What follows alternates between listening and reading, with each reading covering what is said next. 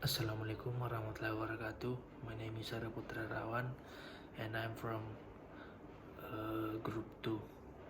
And now I will explain about the audiolingual method. In the first half of the 20th century, the direct method did not take hold in the US the way it did in Europe. Moreover, US educational institutions had become firmly convinced that reading approach to foreign language was more useful than an oral approach, given the perceived linguistic isolation of the US at the time. The World War II broke out, and suddenly the US was thrust into a worldwide conflict. The US military provided the impetus with funding for special intensive language courses that focus on oral skills. The course came to be known as the Army Specialist Training. The Army Specialist Training Program, or more colloquially, the Army Method. The success of the Army Method and the renewed national interest in foreign language spurred educational institutions to adopt the new methodology. In all its variation and adoption, the Army Method came to be known in the 1915 as the audiolingual method. The audiolingual method, or ALM, was firmly grounded in linguistic and psychological theory. Jadi pada awal abad ke-20 ini, the direct method ini sudah tidak dipergunakan di Amerika Serikat atau Eropa, karena lembaga pendidikan Amerika Serikat itu sangat yakin bahwa pendekatan membaca untuk bahasa asing lebih bermanfaat daripada pendekatan lisan, mengingat isolasi linguistik yang dirasakan Amerika Serikat pada saat itu. Dan metode audiolingual ini pertama kali dinamakan sebagai Army Specialist Training Program.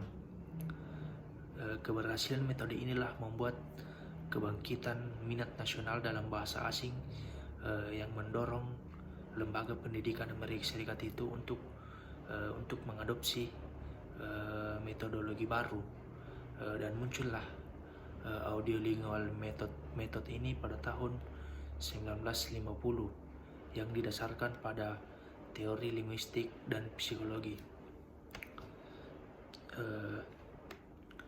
Adapun karakteristik dari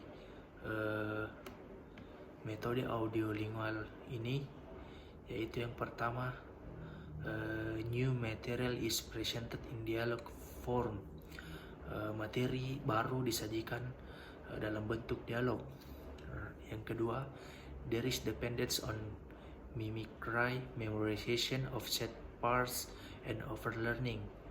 Ada ketergantungan pada menghafal frase dan belajar yang lebih. Yang ketiga itu structure are sequenced by means of contrastive analysis and talk one at a time. Struktur diurutkan melalui analisis kontrastif dan disajikan secara satu persatu. Yang keempat, structural patterns are taught using repetitive drills, yaitu pola struktural diajarkan menggunakan metode latihan yang berulang. Yang kelima, there is little or no grammatical explanation. Grammar is taught by inductive analogy rather than by deductive explanation. Ada sedikit atau tidak ada penjelasan gramatikal. Tata bahasa diajarkan dengan analogi induktif daripada dengan penjelasan deduktif. Yang keenam itu vocabulary is strictly limited and learned in context. Kosakata sangat terbatas dan dipelajari dalam konteks. Yang ketujuh itu there is much use of tapes, language labs, and visual aids. Ada banyak penggunaan kaset, lab bahasa, dan juga alat bantu visual. Yang kedelapan, great importance is attached to pronunciation. Sangat penting melekat pada pengucapan. Yang kesembilan, very little use of the mother tongue by teacher is permitted. Sangat sedikit penggunaan bahasa ibu oleh guru yang diizinkan.